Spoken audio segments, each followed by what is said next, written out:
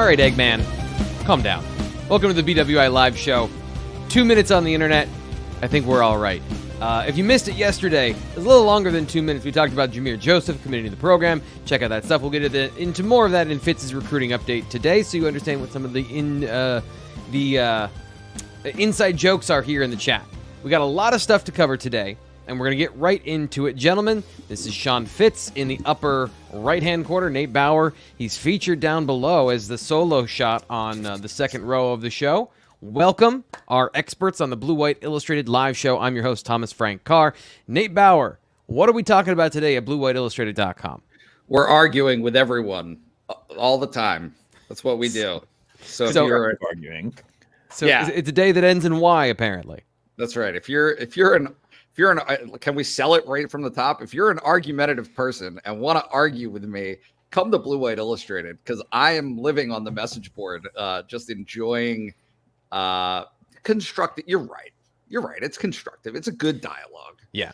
Yell at Nate for a discounted price too. Code PSU1. We should change it to yell at Nate is the promo code. 2 months for $1. Code PSU1. You can argue with Nate on the message board. We got a lot of great stuff going on there right now, including some of the discussions we're getting to today. But that is, I think, a key feature of the Lions Den message board. Excuse me. What is it specifically that's going on today? Well, here's what I love, T. Frank and Fitz. Thanks. Yeah, no, you can both be involved in this. What I love is I take heat for not consistently advocating to fire James Franklin, right? That's what everybody, not everybody, but some people want that. And I take shots for not being more, right? Mm-hmm. But then I point out and say, look, there's this program-wide understanding and acceptance of the reality that offensively, like it wasn't just a couple of bad games, right? They finished the season ranked 12th in scoring offense, right? They put up a ton of points last year. Nobody can take that away from them. But when you really dig into the stats, right, and go behind the stats, there's a very clear narrative to make of, look, against Ohio State and against Michigan, it was not remotely sufficient. It wasn't even competitive, right? In a lot of ways, you had two teams on Penn State's schedule that Penn State scored a combined 15 points in non-garbage time. Okay. And people are taking issue with garbage time, right? What my definition of garbage time is. Right. But look, they were uncompetitive games, right? With 30 they scored with 30 seconds left to play at Ohio State. And I believe they scored with like a minute 59 at home against Michigan in games that were 2 or more scores away. So it was not reflective. Those final scores was not necessarily, and even if you do have the final scores, it's still not nearly enough. It's not remotely enough. Did they get to 12 points in the game against 12? Ohio? Yeah. It was 12 against Ohio State and 15 against Michigan. But like if you really dig in and get to the heart of what those games were, it just was wildly insufficient. It's okay. Right. The offensive coordinator lost his job over those two games. Right. They have set course for a new identity offensively. They think they can resolve those issues. But they are issues. They are things that have to be resolved between last season and this season for Penn State to have the type of success that they want. And everybody knows it. There's no right? Like there's no mystery to this. There's no, hey, maybe it wasn't so. No, it was. It wasn't where it needed to be. Fitz, I would ask how you're doing, but we talked like just over 12 hours ago. So we're going to get right into it. Nate's opening salvo, I think, is sufficient for setting the tone for today's show. So now we're going to get into Fitz's recruiting update.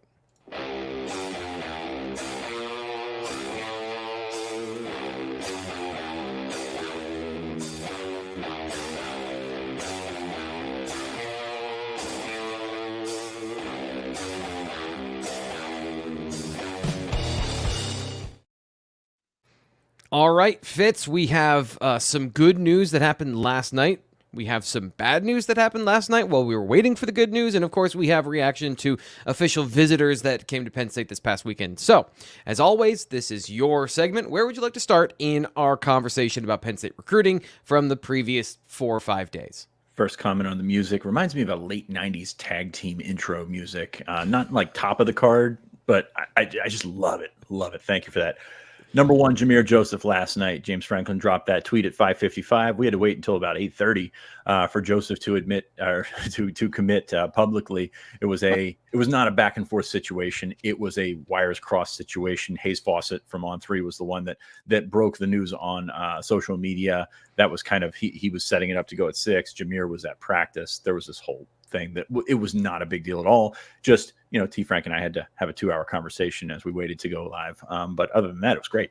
But big pickup for Penn State, number 182 in the industry rankings, number 22 cornerback nationally, number 1, 1A, 1B, whatever you want to call it, on Terry Smith's board for a long, long time. I think it's a really good pickup. I encourage you to watch that video from last night. And Joseph's been one of my favorites for the duration of the cycle. If you followed along, you probably know that, and really setting up for another good cornerback class under Terry Smith. Shocker there. Brandon Finney's still out there, but Darius Dixon's on board. Xavier Thomas from Pittsburgh Central Catholic's on board as kind of a slot corner, kind of the Kenny Woosley effect. And this is we're finding ourselves in another situation where this position that they were recruited well, developed well, turned into pros very well. Hey, it's not running itself, but it's doing a heck of a job. And Terry Smith is the main cog in that. So Jahmir Joseph, I think, a big pickup for Penn State. Also, T. Frank, I don't know if you have him queued up or not, but he's got kicking highlights in his highlight film. So I cut it off there. I almost brought it up last night, but it went out of my mind after everything we're talking about. I knew you would love that. Is he the team's kicker, or was that an emergency situation? He only had a couple in there, so he wasn't Kenny. Kenny Wosley did it last year for Imatep. Moore is a full-time kicker. But yeah, Jahmir was in there kicking off and covering kicks and kicking extra points. And hey, and here's the thing. I joke about it because I'm a special teams guy, whatever. And that's the shtick. But when you can diversify yourself to be more than just as a corner, more than just a wide receiver on the other side, more than just a cornerback, when you show that you have an understanding of how things work in the phases in all phases of the game, that says something. And we talk about, actually there's a mailbag question we're going to get to a little bit later. We're going to talk something kind of similar to that. So looking forward to that. But yeah, Jahmir Joseph, smart player. Want to see him camp. Want to see everybody camp. Want to see how well he runs. But in terms of the film, in terms of a guy that can just flat out play football, play corner, Penn State got another one. Kind of reminds me of Johnny Dixon. Kind of reminds me of John Mitchell from last year. Just another good one in the pipeline. It also, I think, talks about on his highlight film, he showed multiple examples of effort, chasing down plays from the wrong side of the field, being a team player, and doing something like covering kicks, playing on special teams in general. When you're a Division I prospect, you can go, "Hey, coach, I don't want to risk special teams," because special teams are, opportunity for injury. Come to you and they say, "Hey, we need you for every snap on offense and defense. This is where you get your break." And some guys it works, some guys it doesn't. But if you understand that aspect of the game, because I remember talking to Tony Rojas, talking to KJ Winston and Cam Miller last year, like the importance of special teams and running down on kicks, covering punts, covering kicks, and things like that. It can't be overstated, and it's nothing. It's something we don't talk about. So I guess we kind of understate that, and we lead to that. Also coming up from this past week, a reaction from official visits and the class of 2025. One of my favorite players. We just went from one of your favorite players to one of my favorite players, Taz Williams. Is there an update you want to share about that? Yeah, he was in this weekend for an official visit. I think Penn State's in it. I don't necessarily know that they're the number one coming out of that trip. Texas A&M still in there. Michigan, he's got an official visit to Michigan this weekend. So he's got a lot to weigh. And I think Penn State, and he told me flat out, surprised him, exceeded his expectations. You hear that a lot with guys. Will that lead to the ultimate result? I don't know. But I think Penn State put themselves solidly in that top 3 for Taz Williams. So it'll be interesting to see when that comes out. He's got a decision July 13th. So he's going to go visit Michigan, sort of take back and take in all the information and then make a decision in mid-July. Again, those wide receiver dominoes, they still feel like they're on the cusp of falling at some point. You're talking Jeff Exon, or you're talking Lex Cyrus, throw Taz Williams in the bubble now as well. Hey, it's not going to be a disaster class, and I think that you feel pretty solid about which direction it's going, even though you can't pinpoint which guys are going to end up signing in December. I want to throw this here in the chat before we get to the last part of Fitz's recruiting update. Corey says, subscribed after last week's T. Frank's wig haunted my dreams. So, guys, it worked. If there's anything else you want to dare me to do here on the BWI Live Show, please go for it. I dare you to dare me. But anyway, let's talk about the last thing, which probably is not news right now, because there's plenty of time to recover from this, but it does go into this conversation of national prospects that Penn State has a great relationship with, and they are in it until they are not. Diabell came to Penn State campus multiple times, goes to Texas, I think once, and then commits to Texas in the class of 2026. So Fitz, how do you weigh this conversation of Diabell, the work they had done, and then the way that this resolves itself for 26 quarterbacks, and really the conversation does include 2025, where they have some really high-level quarterback prospects that they have targeted, they've been building relationship with, and then they go elsewhere. So I guess how do you view this situation currently with Penn State's quarterbacks? As we so often do, let's view it in bullet points. Diabell goes to Texas. Texas is a top 5 program right now when you're talking about offensive recruiting. They're going to sign a ridiculous, like, Ohio State plus level receiver class. To carry Moore is in the mix. I mean, you've got multiple 5-stars. Jamie French, who is a teammate of John Mitchell, now Antoine Belgrave Shorter in Florida. I mean, you've got multiple 5-stars, not pounding down the door, but like getting in line to play for Steve Sarkisian. They've done a heck of a job in terms of developing that into an offense that people want to play in, and better yet, telling you that you want to play in that offense. Like that. I mean, it's interesting because it's not like the most firepower or anything like that, but they're telling them all the right things to go play in that offense. Diabell going to Texas is not a surprise. We wrote about last week in terms of the quarterback dominoes that could happen on the site. And I was told that Texas prioritized Diabell coming out of that camp. Troy Hune was the other guy that was batted around in there. Texas moved, and that's what we expected to do. We expected Texas to pick up a top 5 quarterback. They did that. That happens. Yeah. Number 2 on the bullet point, yes, the relationship was great. Penn State has very good relationships with some top quarterbacks in the 2026 class. Brady Hart is one of those. He's probably going to go to Michigan. A lot of picks, including mine, went into Michigan over the last day. Troy Hune, that's the guy that I just talked about from California. Well, he's at Michigan right now, or he's supposed to be at Michigan right now. You're looking at he was looking at Texas. He was the other guy in that Texas sort of domino effect type thing that we saw. He's probably not going to go to Texas now. So Penn State, all of a sudden, looking like one of the main players for Troy Hune. Does that mean they'll land him? Of course not. That means that he will be in it till the end. Danny O'Brien has them in for some top quarterbacks. Does that mean that they will be the top quarterbacks at the end of the cycle? Another bullet point. Not necessarily. This is an ongoing evaluation. They're doing such. Shooting high right now, but Penn State, especially for a kid from California, a kid from Florida, a kid from North Carolina in Faison Brandon, who's recently picked to land with Tennessee. I mean, you're going to miss. You're going to miss on these guys. So be interesting to see how this whole thing goes with Troy Hune. Troy Hune is visiting this week. I wrote it last week on Blue White Illustrated. I'll let that one out there. He is visiting Penn State this week. So that's a massive, massive visit.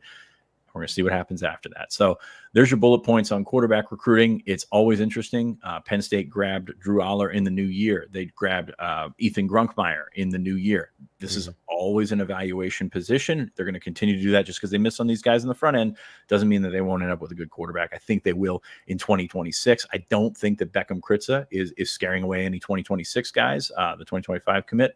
He's been a centerpiece of the 2025 class in terms of recruiting, in terms of a lot of things, but in terms of like that ranking and everything that goes with it, like the clout that goes with being a top quarterback. I'm not sure that LSU is going to sign a top one in 2026 because they got Bryce Underwood in 2025. So all these things mesh together. I think Penn State's going to be fine at quarterback in 2026. It's not going to be Diabell.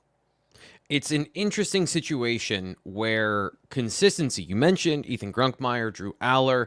I'd even throw Jackson Smolik in there, maybe not from the recruiting perspective, but a guy that made the Elite 11. And was a late riser that a lot of teams were interested in that didn't have a quarterback at that point.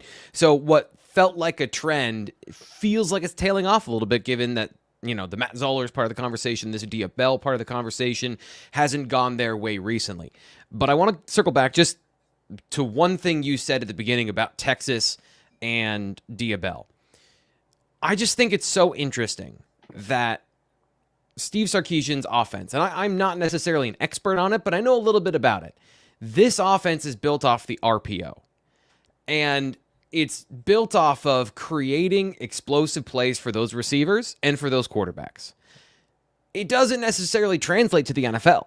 Correct. But I just find it interesting when you're saying, like, you could go from an offense that has NFL verbiage and can really prepare you for the next level. And yet, if you don't throw for a lot of yards and you don't throw for a lot of touchdowns, the NFL's not interested. So it is this catch-22 of you got to score points. You got to make the receivers want to be in your offense.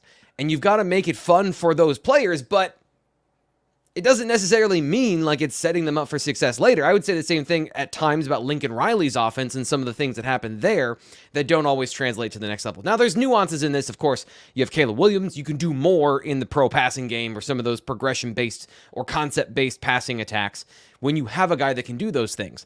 But Arch Manning, Diabell, Quinn Ewers, like, I don't know that these guys are, I don't think this offense is setting them up for being the next Peyton Manning of being able to read any defense, throw the ball to any part of the field, but you get eyeballs and interest because the offense scores points. And I think until Andy Kotelnicki can do that for Penn State or the next offensive coordinator, there is going to be this starts and stops Fitz of recruiting.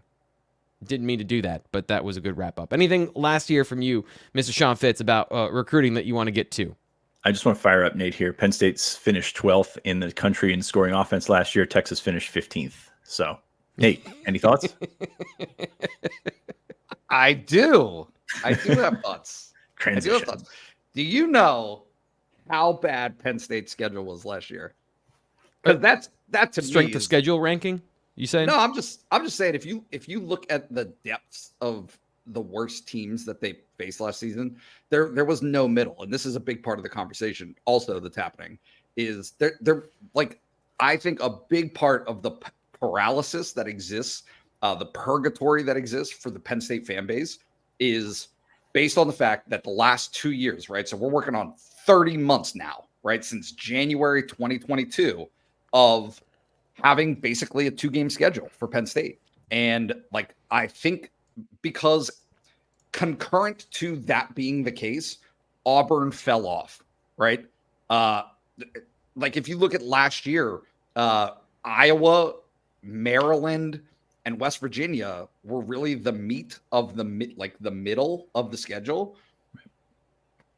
Like it just didn't exist. There just wasn't a good litmus test for Penn State outside of playing 2 of the 6 best teams in the country. And I think that that's a big part of how this conversation has been shaped is, okay, Penn State's not one of the 2 best, right?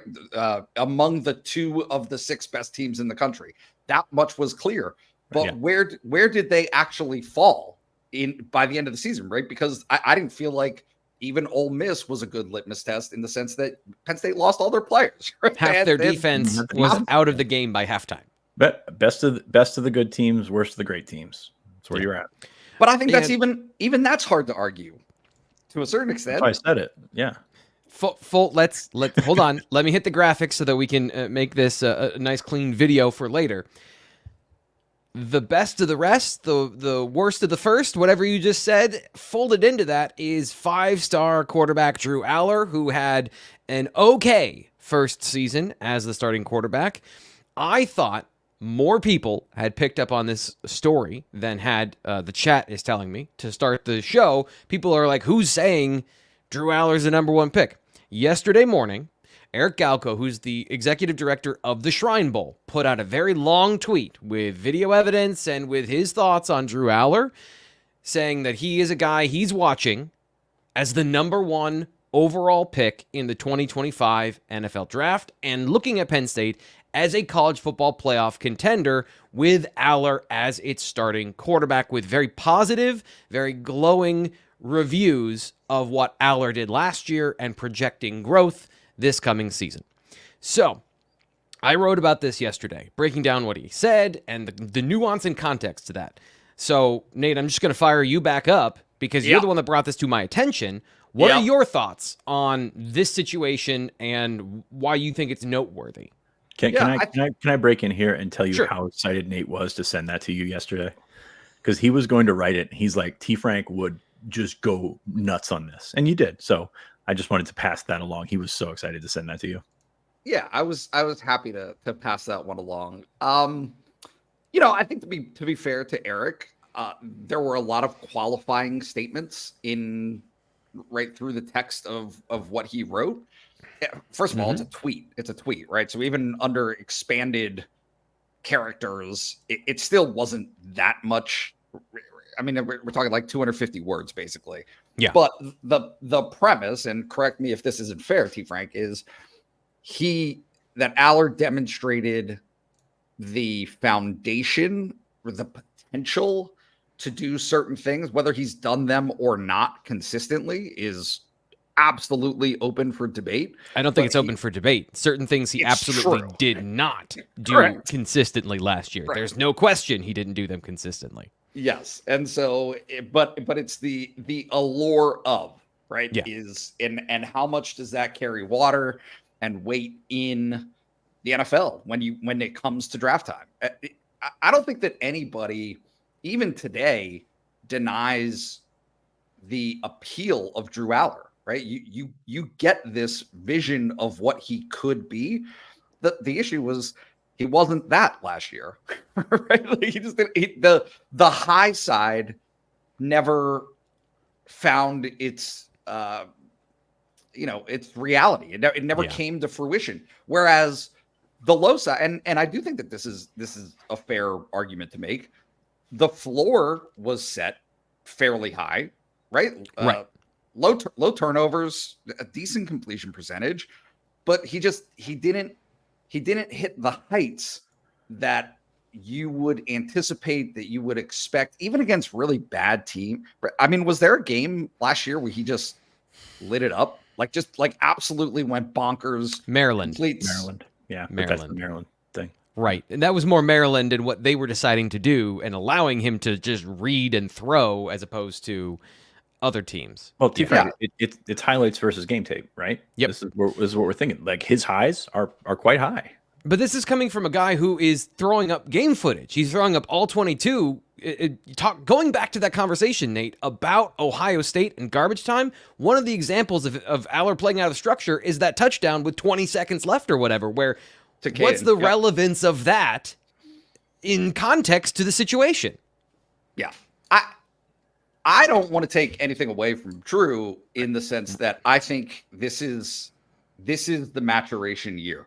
Right? He did so many things last year well, and that were mature for his age, for his experience. There were plenty of good things about last year that I think it's important not to deflect from or negate, but also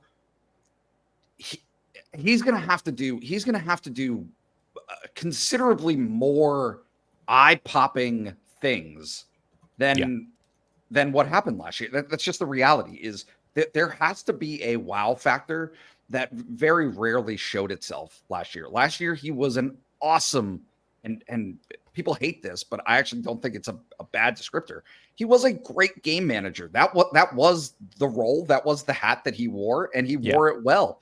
But if you're going to be that guy, if you're going to say, if you're going to put your neck out there and say that he's a potential number 1 overall pick, is it though? To put your neck out there? Is it putting his neck out there? Is Eric Galko actually putting, is anything on the line for Eric Galko to say overly glowing things about Drew Allar and Penn State football as somebody who is hoping to get, maybe not Drew Allar if he's right, but other Penn State football players to go to the Shrine Bowl?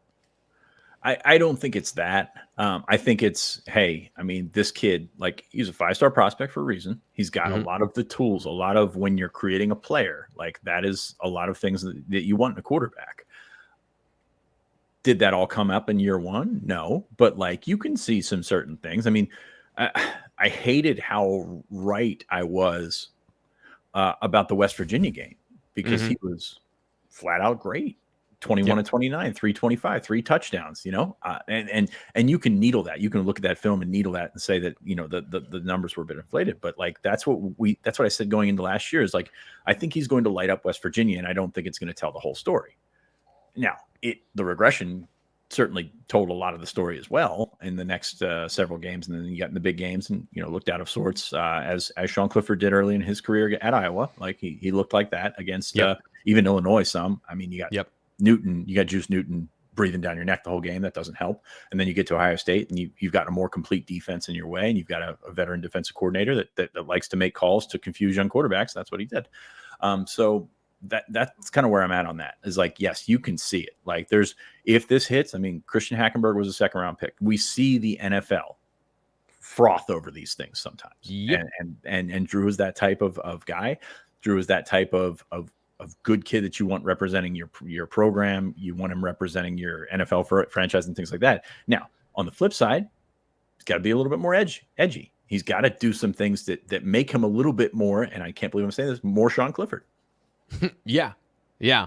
I put in. This is the crux of my article, and I'm just going to read one of the statements that he gave to start off. Drew Allar has only started to receive the hype he deserves, not only as a top quarterback prospect, but a real contender to be the first overall pick if he hits the ceiling he's flashed in college so far.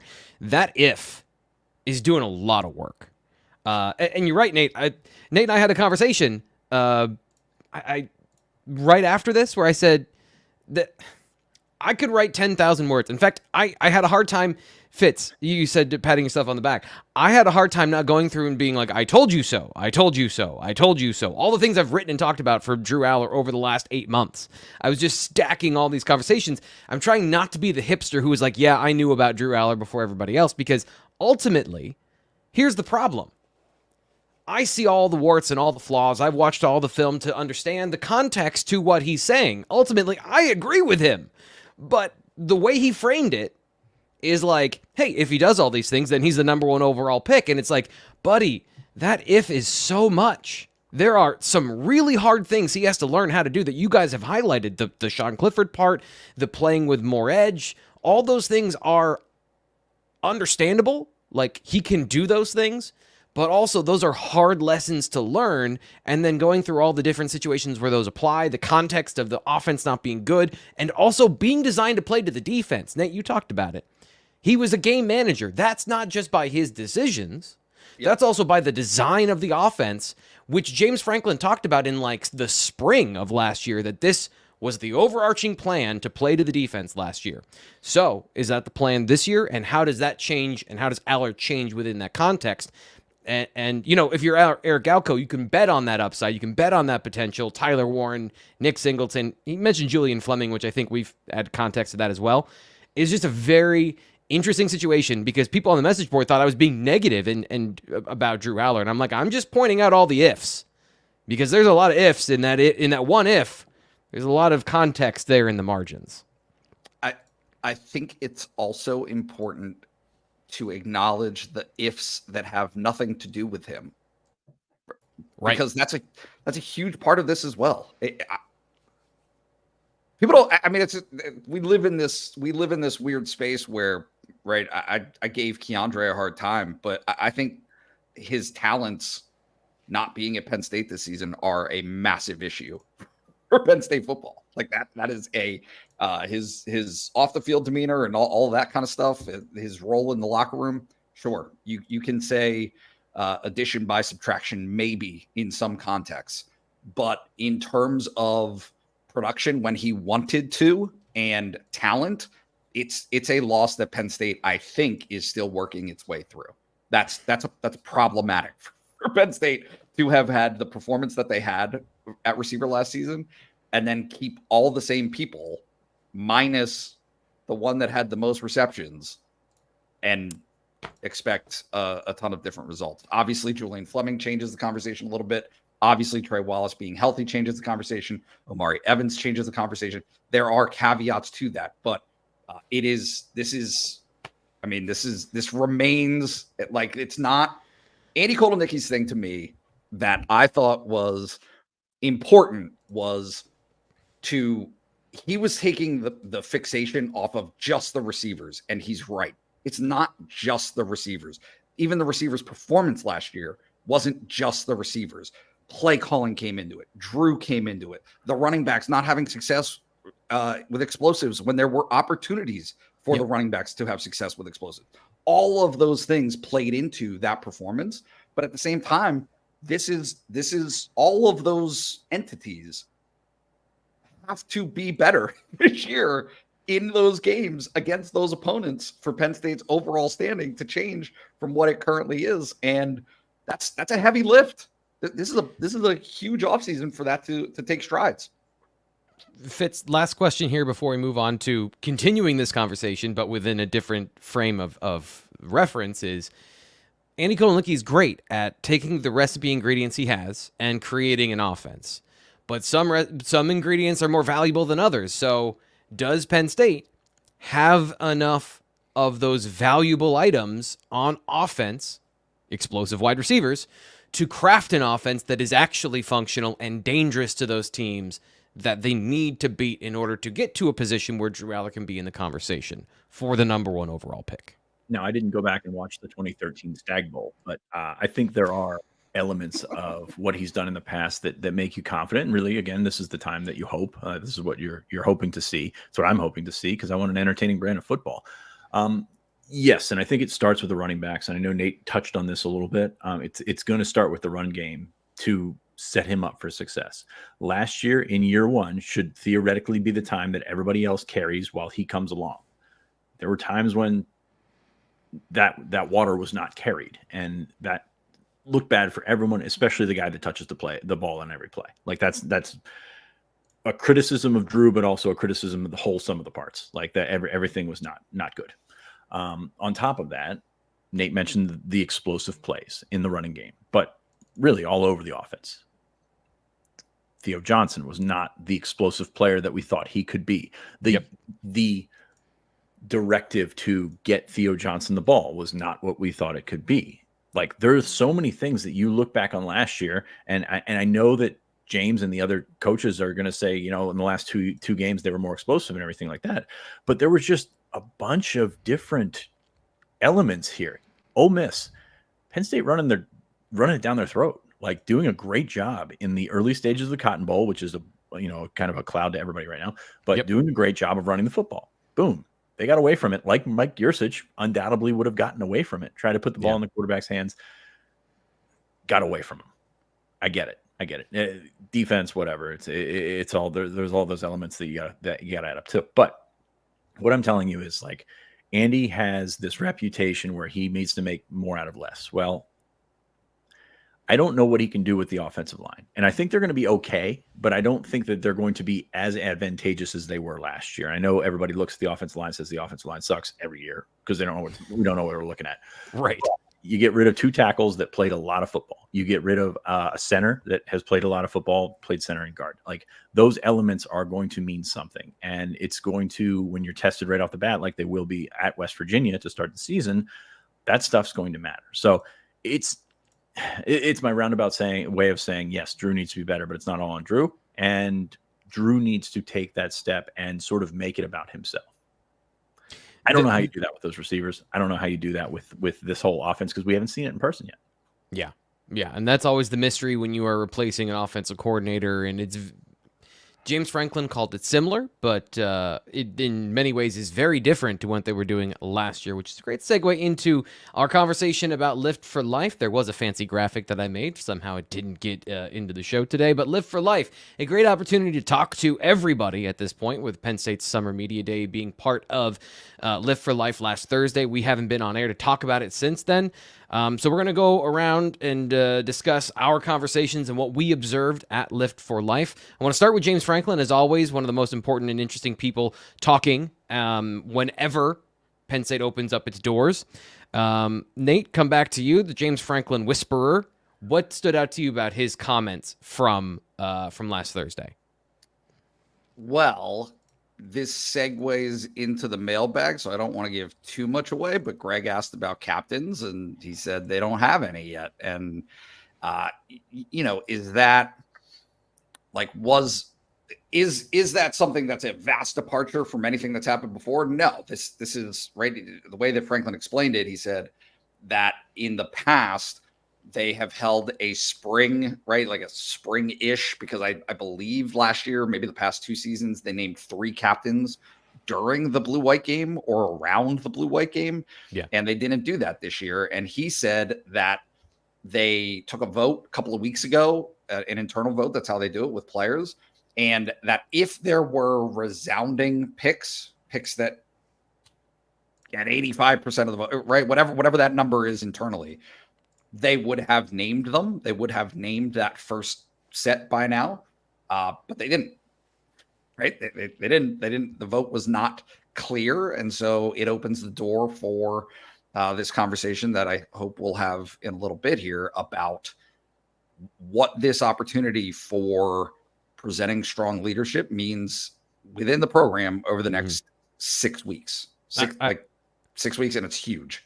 I've derelicted my job of time management on the show, so we're going to make time for the mailbag, but we're going to get through this first. So Fitz, who did you talk to? What was interesting to you from Lift for Life? I had some stories to follow up with some other guys. So I talked to J1 Sider, talked to Terry Smith, talked to Andy Frank as well, which I'll get into more on the site this week, maybe next week, something like that. Some interesting nerd stuff, nerd recruiting stuff. So I definitely check that out.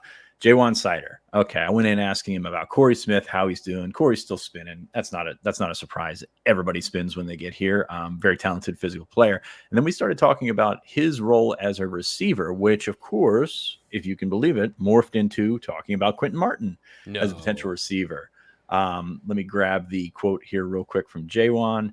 J1 said, "We'll be crazy if we don't try to find different ways to get him matched up." Chum, just throw the chum over the side of the boat there. I'm very intrigued by that because Quentin is a very talented, physically talented player who is still coming along, as Chuck Losey said later that day, still adding weight, still getting where they want him to be for this season. But J1 talked like he was a guy that was going to play this year, and you never know with running backs, especially with that with Nick Singleton and Katron Allen a couple of years ahead of him. Of course, 2025 we speculated Quentin Martin, Corey Smith, Cam Wallace, who is probably the edge for the number 3 right now. But we've talked a lot about that. But this year, I'm very curious to see where Quentin Martin fits in because of his unique skill set, his unique size. I don't think people realize that he's pushing 6'2", to 10-ish right now. I think Chuck Losey said so. He's got a lot to work with. I'm just excited. Like I said, I want to see an entertaining product, and I think putting one of your freshman studs out there, and even if it's just in a limited role, and J1 said it's going to be a limited role, is something that makes this exciting and something that you can flood over into recruiting, not just running backs, because Penn State's done a really good job recruiting running backs, but also offensive athletes. Make this thing more exciting. The part that I find interesting is when we talk about limited roles doesn't mean they're not valuable. And when fans talk about Quentin Martin and getting him out there and having him be a receiver so he can be on the field, and it's like it might still be a limited role even if you moved him to a receiver, because that's kind of how a freshman works, but finding ways to get him on the field. And he's not going to practice as a receiver. Like he's going to practice as a running back that you exactly, for lack of a better term, gimmick into a wide receiver. Yeah. I had a chance to be there and have a conversation with Chuck Losey. We talked a lot about the freshmen. I thought it was interesting, his comments on some of those players. Again, I wrote about that last week at BlueWhiteIllustrated.com. You can go get those bullet by bullet points. Nate, you had referenced some of his points about Quentin Martin, but another one that I found very interesting was Tony Rojas to fold into the leadership conversation. Maybe he wasn't voted a captain, but Tony Rojas not only providing some of that athletic wow, but he seems to be providing some of that leadership wow of a guy who's ahead of the curve. So what were his comments and how did you interpret them? Yeah, I mean, just what you said. I won't expand on it too much, just that he has that gravitas that you notice when Tony Rojas is around. And that's important. That's a big thing, I think, on that side of the ball. I think we'll have this conversation in a few minutes, but there is a, lack of is not the right word, but this holding other players accountable, players holding players accountable. That is the heart of the issue. That is the heart of the conversation, is how you convince, and it's endemic, right? This isn't just a Penn State thing. This is a cultural thing. This is a youth thing, kind of like today's day and age, right? But you hear James Franklin talk about it and it rings true. It rings true. Even Mike Rhodes said something similar. And obviously they don't right?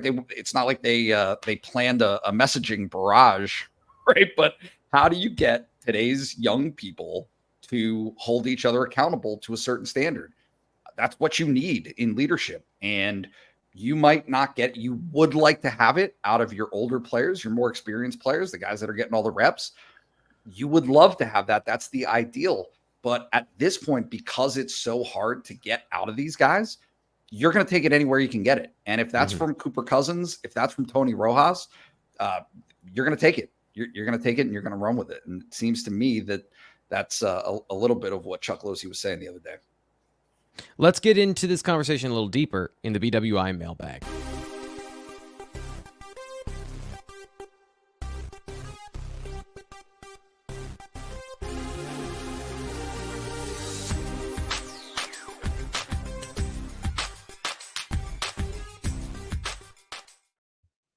First comment comes from P. Danny. He says, hit that like button. We talked about subscribing to BlueWhiteIllustrated.com, but always helpful if you help share this show with the masses so people know that we exist at BlueWhiteIllustrated.com, because that's not always the case. So just like the conversation about Drew Allar maybe being a first-round draft pick, not everyone's in on that conversation. We love to have everybody in on the conversation over at the site and here on the YouTube channel. Okay, so let's talk about this. Penn State team captains.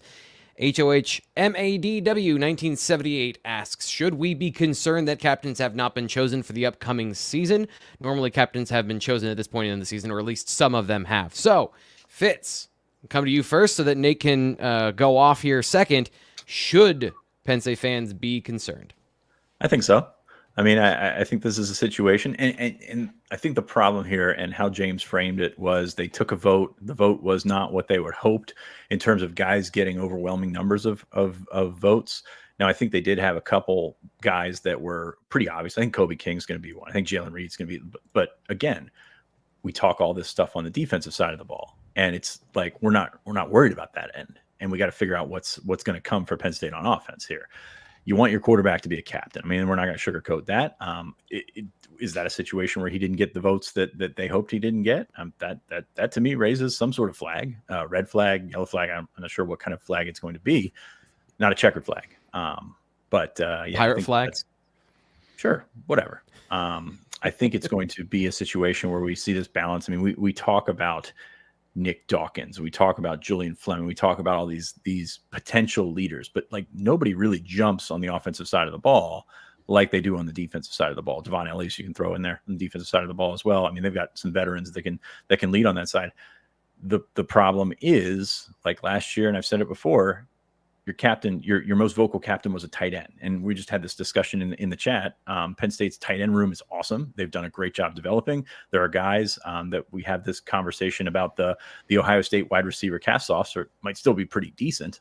Penn State's tight end room is like that. But on the grand lexicon of things, tight end is very, very low, like compared to wide receivers, compared to quarterbacks. So like I'm not trying to take away from Theo Johnson's leadership abilities, but when your tight end is your captain, that's a head scratcher right there. So I'm going to clear the runway here. Nate, I believe you also have some concerns. No, I mean, look, it's the same. It's I mean, I'll ditto you. I just think that if it hasn't hit home yet for Penn State fans, this is something that it is really the responsibility of Penn State's coaching staff, James Franklin included, to help develop that area. Some of it's natural to these guys, some of it's not, but they are pounding the table internally for more of it.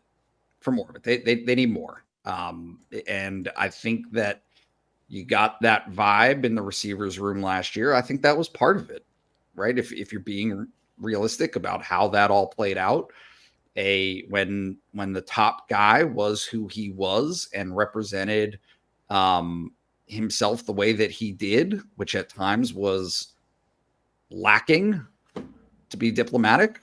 Yeah, that set a precedent. That was no there's no good, right? That wasn't what they wanted.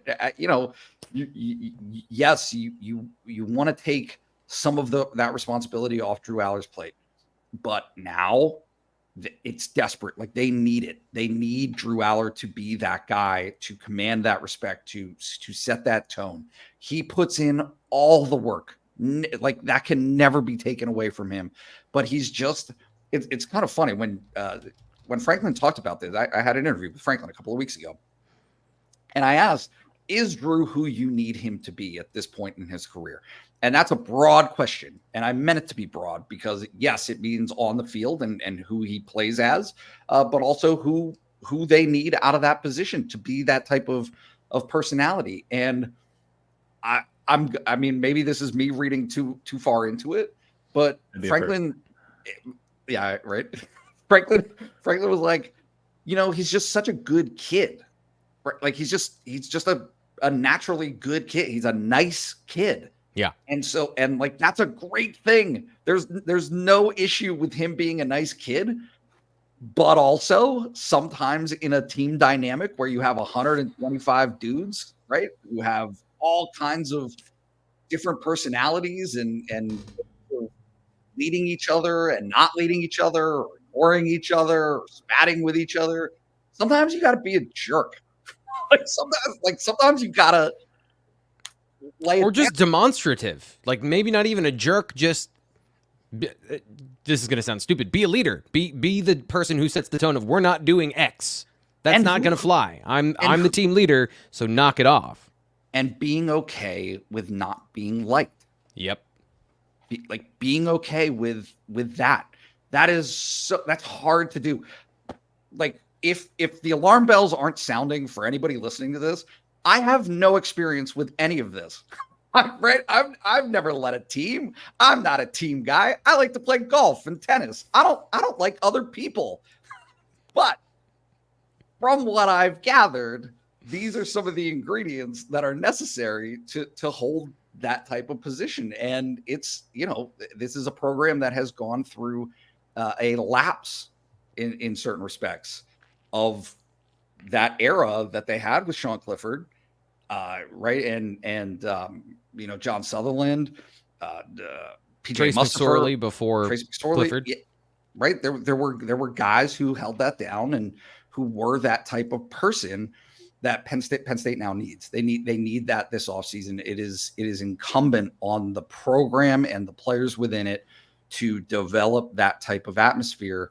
And I think very plainly that they are, without making it a boogeyman, saying, hey, this is something that has to develop. This has to grow. We've got a couple of quick hitters and then another one I think we can sink our teeth into in the final couple minutes here on the show. The first one coming to you, Fitz, is from Gittany. He says, when an athlete like Peyton Falzone gets discovered, what makes him a tight end versus a future edge as a quarterback in high school? Is it the kid's choice to stick offense to defense, or is it something in his profile explosion maybe that doesn't show up in a 40 time? How do these decisions end up happening? First off, I need to know if the G is a hard G or a soft G. Jitney is what I've been going with. So let us know on the message board. I'm not sure. I'm truly asking. He needs to let us know. Peyton Falzone. So he's a high school quarterback, and this is typecasting here. You have you have a feel for the offensive side of the ball. You have sort of a different movement skills, and then you don't have the physicality that you look at in an edge. Like that's kind of like, that is stereotyping these high school quarterbacks that they don't have that. But you've seen so many times. Luke Reynolds has done it. Tyler Warren has done it. These guys that have this offensive acumen, more so than anything, make good tight ends. And some of them make good offensive linemen eventually. But no, you have this offensive mindset. And I think that's what matters when you're talking about a kid that's 6'5". He's 195 pounds right now, but he's a 2026 kid, so I'm not worried about weight at all. Goes out, runs a 4.5 at camp, doesn't throw the ball well enough to be a Penn State level quarterback. Could he be a quarterback somewhere? Sure. He's training. I know he's training with Coach Abe. He's done some really good things, but he's more athlete than quarterback at this point. So you see the offensive acumen that comes through, and you think this guy can run routes. This guy can catch the ball. That's what they did. They throw him out there with Brady Edmonds, had him run some routes, and clearly it was new to him because it's not something he did. But you see enough of the natural ability to end up making him an eventual tight end. So he's going to be 6'5" plus. He's going to be 255 pounds at some point. You can't see it right now, but that's the vision because we've seen it in the past. And I think Luke Reynolds is a good example. Luke knew he wasn't a quarterback. Tyler Warren thought he was a quarterback for a while, then realized, I'm not that quarterback. Virginia Tech also thought that at one point. But you can see that transition happen, and there's a blueprint for it. There's a roadmap for you ahead. So I think that's where it goes. Defensive line prospects are a different breed. You saw that last year with Liam Andrews. Like he wanted that defensive mentality. There's something to be said for that. So it's not a perfect projection, but most quarterbacks are going to stay on the offensive side of the ball. At that size. Trace McSorley is kind of like the guy that you think that could be a safety or something and there's athletes like that. But at that size, it makes sense. Yeah, if you've got that combination of skills that make you the guy that a team is going to put at quarterback because they want their best athlete there who's big, faster, and stronger than everybody on the high school level. And he's got freaking oven mitts for hands, like close to 11 inches probably. And that's, T. Frank got excited on that one. So, he's got those qualities that you look for in a tight end. Nate, this one here from Big Brad, 357, new member over Blue White Illustrated. He says, I have an NIL question, and maybe I'm wrong. Why isn't Happy Valley United and Penn State trying to partner with Sheetz, Giant, Weiss, corporate partners, etc.? I can see billboards, commercials, in-store ads. I mean, if you've ever gone to Lowe's, you hear Travis Kelce all the time. So, Nate. Yeah, they're trying. Weiss has done stuff with Happy Valley United. Weiss has done stuff with Penn State proper. I think that, certainly, this is kind of the issue, right? Is the gap between trying and doing, right? Those corporations have to agree to it. They have to want to do that. They have to. There's money involved here. There's a bottom line for everybody.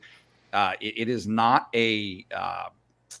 not necessarily a tax write-off. I guess in some cases it can be, but in a lot of ways it's not. And so if you're spending your corporate budget on advertising, are you doing it through Drew Allar, right? And in some ways, yeah, they are. Gatorade and Nick Singleton have partnered, and there have been some of those successes. But I think, generally speaking, this is in a transitory phase where Penn State is going to take the hands of those corporations out of the game, right, and say, okay, these are AT&T, Pepsi, all the major corporate sponsors and partners of Penn State athletics, Dietz and Watson, right? Whatever. Like, I'm just thinking of all those stupid commercials that I have to listen to at the Bryce Jordan Center. They will be able to slice off and funnel away some of those funds into supporting what is effectively going to be their player compensation. Nobody has figured, like, this is kind of the problem with where things are right now, is the legislation, the rulings on some of these situations have created a space where what you can't do, right? Which is prevent players from making money. You know you can't do that. That's gone. But what can you do? What is this model supposed to look like? A revenue split off of TV revenues where there's a percentage? That's how all the major leagues do this, right? The WNBA conversation that was happening last week or a couple of weeks ago wasn't about the actual compensation. It was about the percentage of the split. That's what that league is dealing with. But if you look at the NBA, NFL, a big package, a big part of where the salary cap and all of that stuff, how that's structured, what the player compensation pool is, what the funds are for that, it's based on a percentage. It's based on a standard flat percentage, and that's what you base it on. So and then college athletics has to figure that out. Then you divvy up based on value of player, how much you're going to, that's where the salary cap comes into play in all sports, where you actually have a real cap and you have to make hard decisions, is then the cap comes into play. And then if you want more money, You go and you do endorsements, and quarterbacks get a lot of endorsements, and that's part of their off-field revenue that is not counted and is part of a different conversation. Well, I mean, and everybody wants a return on their investment, and wins are not necessarily the return on the investment for companies. Like, that's kind of what we're looking at here. I know when you have these whales and donors, like the braggadocious nature of all that stuff and billionaires and all that kind of stuff, like the wins matter more to them. The bottom line matters for these corporate partners. How do you get your money back? We are actually going to save the final question today for tomorrow's show, I think, because it deals, and this is a preview for tomorrow's show on the BWI Live Wednesday show. Townsend Knit says, the follow-up to Nate's article yesterday, maybe efficiency more than volume for the receivers. We're going to dig into that. It's a great conversation. We just don't have enough time to do it today because we now have a weekly corporate meeting after the show. So I have a hard out of I absolutely have to get these guys to a meeting. So we've got to get going. I'm Thomas Frank Carr. That is Sean Fitz, Nate Bauer. They've done a great job giving you the insight here on the BWI Live Show. Please keep the conversation going. We'll be back tomorrow. If you can't catch us live, always catch the replay. And articles we talked about, they're in the show notes of this YouTube video. And of course, as always, subscribe to Blue White Illustrated. It's just $1 to get a taste of it. 2 months for $1. And at this point, that takes you into training camp when the real updates, what we're seeing at practice, the things that matter for the season, we're getting those updates. Code PSU1, 2 months for $1. You'll get that information from Blue White Illustrated. And honestly, you're not going to get the same quality of information anywhere else. Nate. Can I just make a personal appeal here? Sure. For the 2 month deal for $1, just cancel it as soon as you sign up, right? Literally, just go ahead, cancel it. So take off the auto renew, cancel it. Try us out for 2 months, legitimately. Spend some time in the message board with us. We're there all the time. We want to talk to you, and I think we'll have some fun. So, and to build on that, looking at my mentions the last 24 hours, some of you need it. There's a pretty big disconnect in terms of what you get on the site, what you get on in the public sphere. So check us out. All right. We'll be there all the time, and we'll talk to you later.